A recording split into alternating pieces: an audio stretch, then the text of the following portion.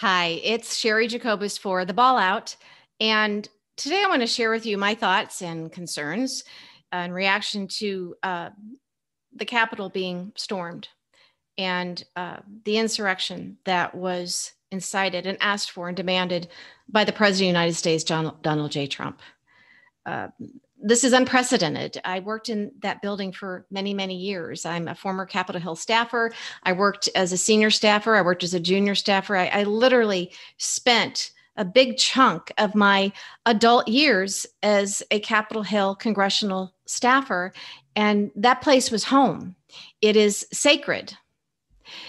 And you're supposed to feel safe. And I remember there being times when there might be a bomb threat. And so we'd hear about that. When I worked in leadership, sometimes they had a button under the desk.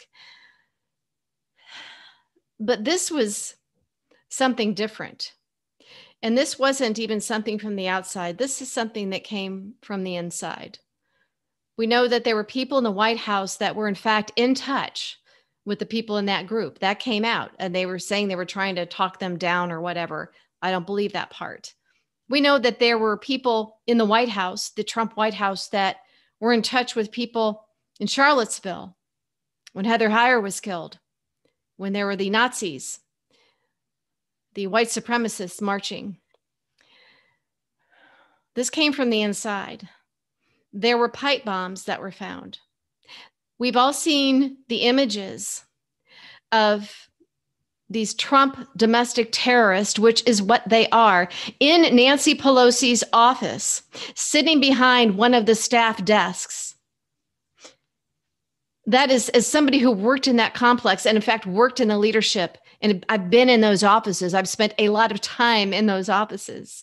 That is frightening to me that this happened in the United States of America and that it was our president that made this happen, that called for this violence.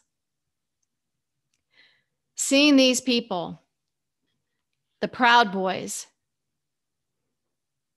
QAnon, whatever they are, these Trump supporters defiling our Capitol and putting our elected officials at risk. And we had our whole Congress in there. They were there for a joint session.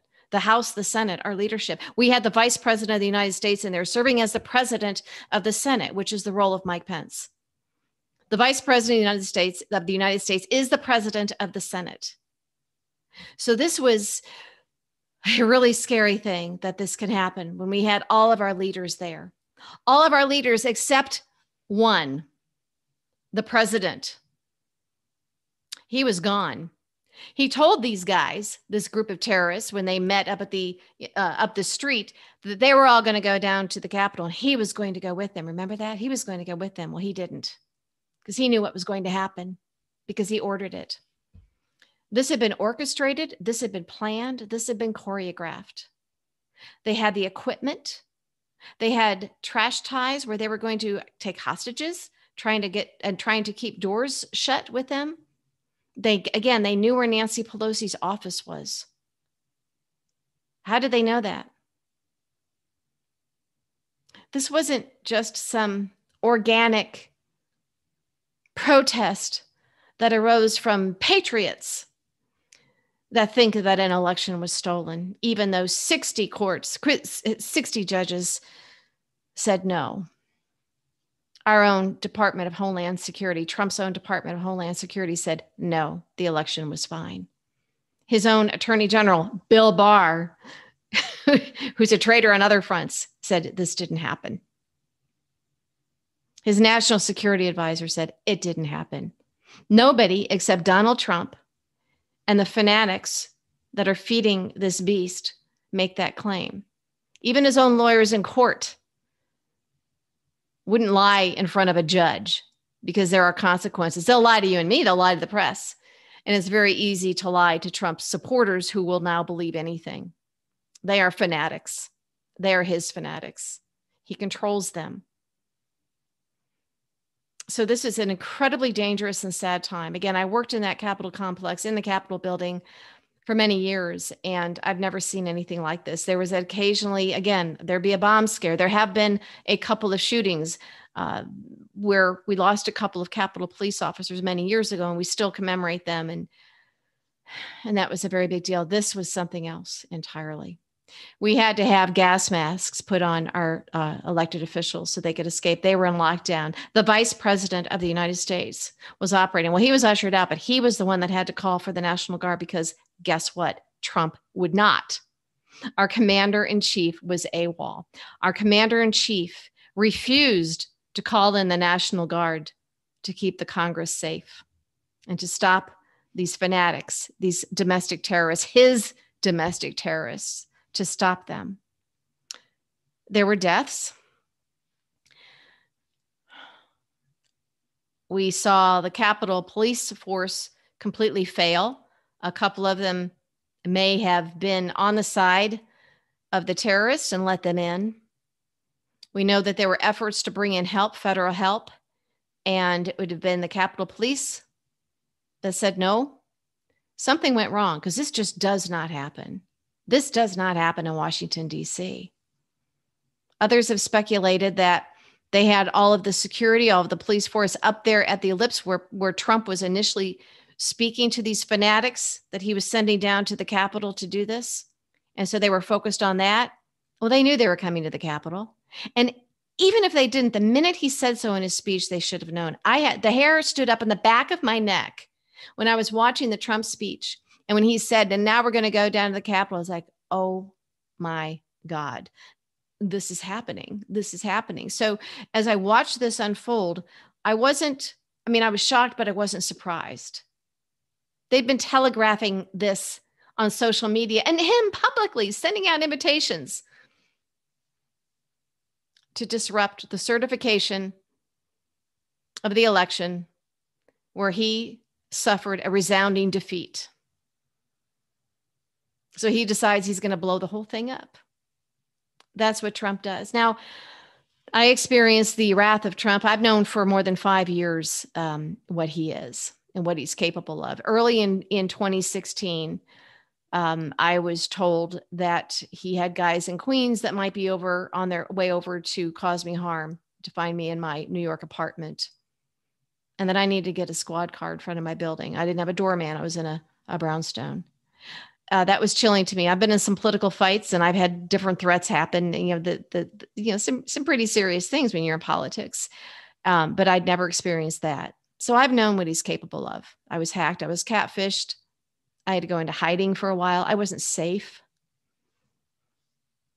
He defamed me, and he's done this to others. So for people who are familiar with Trump, we're not surprised.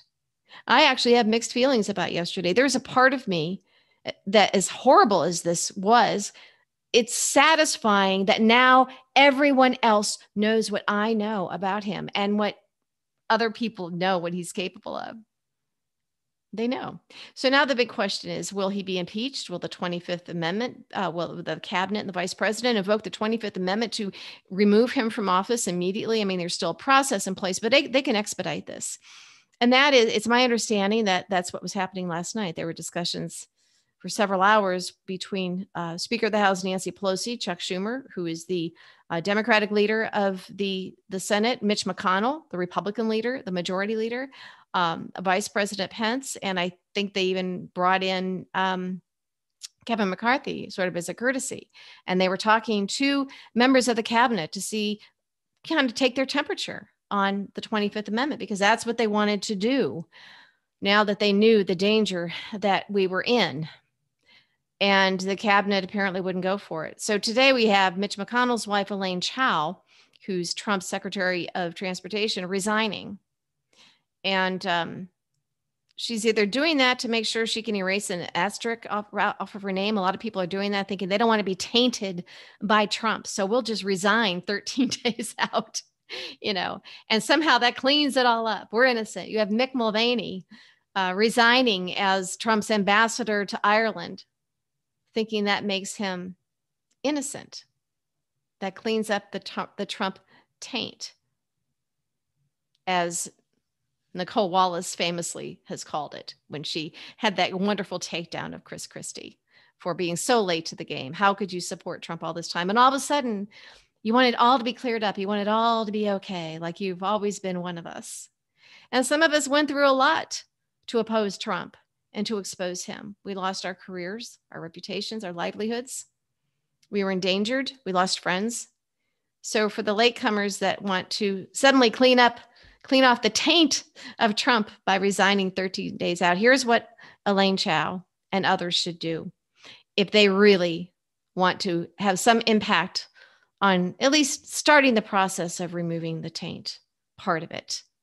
She needs to come forward and say that if there was the 25th Amendment, she would vote for it. If they presented that, she should say what side she's on. And then every single cabinet member, and I don't know what the rules are for the actings. And remember, Trump has a whole lot of actings because he was putting people in there that he was pretty sure were just going to be his lackeys and might not make it through the Senate confirmation process. But every one of them should be put on the record, should be asked, are you for or against invoking the 25th Amendment? Because if you're not, we need to know who you are. So here's what now we have. Nancy Pelosi saying, if we can't have the 25th Amendment and vote to get rid of Trump, we may just go for impeachment again. And she's taking the temperature of her caucus, and I'm sure some Republicans. This means that there would be, I think, a good many Republicans who would vote for impeachment. And then, of course, the Trump loyalists would threaten to have them primaried and maybe successfully so in the 2022 midterms. But sometimes you just got to do the right things. You could also fight to win, and it also could hurt people more. By then, a lot can happen in 2 years. A lot can happen. And it could hurt the people who vote against impeachment. Because before, remember, they wouldn't impeach for the Mueller report, those 10 counts of obstruction of justice. They were afraid of Trump's base. They were afraid of the voters. Trump was saying, you know what? It's all a lie. Never happened. Bill Barr said, oh, nothing here to see.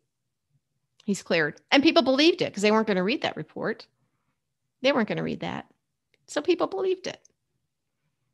When he was impeached for the Ukraine quid pro quo, he was so emboldened after he survived the Mueller report. People are saying, see, he wasn't convicted. They didn't find anything. He wasn't indicted. He must be innocent. It was all a hoax, a Russia hoax. Of course, we now, obviously that's not true. It wasn't a hoax at all. So with the Ukraine scandal and impeachment, he was emboldened. So he did that, and he was not convicted. And so he's emboldened more. He said, see, it's all a lie. It never happened. The difference is that now everybody knows what happened. They saw it. We saw this horror play out on our television screens. So we saw it unfold. We saw his speech. We've seen his tweets. He called for this. They planned for this. Exactly this. Michael Caputo, remember his spokesperson at HHS, the former Putin employee, the one who lied under oath to Congress when he said he didn't have contact with Russians, and they found out, oh, yeah, he had contact with Russians selling dirt with Hillary. And he was not referred to DOJ for indictment for that. He got to amend his testimony after Mueller refreshed his memory. He's the guy who was help leading one of these insurrection groups in Buffalo, New York. And he predicted their headlines. He predicted months ago, if Trump loses this election or if it's stolen from him, there will be violence at the Capitol. They will be going in with their guns. And they did. He knew this. I think he helped plan it. He helped plan the little one there in Buffalo, New York. He and Roger Stone. Roger Stone was one of the speakers at Trump's pre-insurrection rally, pre-violence rally. This was not organic. This was planned. And they were confident, very confident, that they were going to be able to get away with this because Trump had gotten away with so much. It's important that every cabinet member be put on the record. Where do you stand on invoking the 25th Amendment? They need to be put on the spot. We deserve to know. And we need, if they're a no, we deserve to know why. Because what's going to happen is, at a minimum, every House member, Democrats included, will be on the record for impeachment. And then Mitch McConnell can either sit on this and not take it to the floor for conviction. But every senator will still be asked, They'll still be asked. And I'm not sure when we swear in the 2 Georgia members. But we can't really do this if we don't have Kamala Harris. We might, unless we get a Mitt Romney. We get a couple of Republican heroes that as soon as we have our 2 new Democratic senators from Georgia seated, they immediately remove Mitch McConnell as the Senate Majority Leader. And it would then be, I assume, Chuck Schumer. And then they will have a vote. I don't care if they've got 10 minutes left, but if they can get these senators, they can do it. Or if there are Republican senators now, they can have a vote for Majority Leader. They can do this. They can remove Mitch McConnell and bring this to the floor. But every single cabinet member and every single elected official in Washington, D.C., every single House and Senate member needs to be on the record for the 25th Amendment, if you're a cabinet member, for impeachment and to be convicted in the House and Senate. No more gray area. It's over. It's over. And I think that Joe Biden's speech today was like, finally, we've got a president. So I'm looking forward to it. He sounded very, very committed to justice and cleaning up the corruption. I think he had to be careful before because we had these Georgia, he didn't want to become the news in the Georgia race, let them have their campaigns. And, Trump was the issue, obviously. So we have a real president now. And he fully understands and appreciates how terrifying and dangerous and how rare and almost impossible it was that our Capitol building was breached like that yesterday. Again, it wasn't organic. It was planned. It was planned. And I think Donald Trump helped plan it. We'll get to the bottom of it. Again, Cheri Jacobus for the Ball Out.